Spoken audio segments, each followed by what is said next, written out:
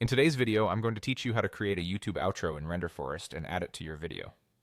First, head over to the Renderforest website and click Login. Signing in makes it easy to save your progress and export without losing your work. Once you're in, look at the left panel and click Templates.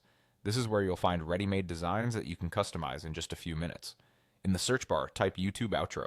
You'll see a variety of styles from minimal to animated. Pick a template that matches your brand's vibe, then click Create Now. This opens the editing studio. Inside the editor, select a scene to work on and edit the text.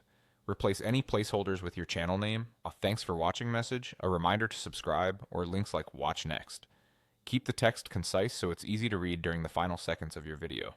Next, click Image or Logo and upload your logo from your computer. A high-resolution PNG with a transparent background looks best. Position and scale it so it's visible without overpowering the text. If the template offers colors or styles, click that to adjust the palette and fonts. Choose colors that align with your brand and ensure there's strong contrast between the text and background for readability. Subtle animations and consistent fonts help your outro look polished. When you're happy with the design, click Preview to see it in motion. Watch it all the way through and check timing, legibility, and overall pacing. If something feels off, make quick edits and preview again. Once it looks right, click Export. Select a resolution that matches your main video, ideally 1080p if available, so everything blends seamlessly on your channel. Now let's add it to your video.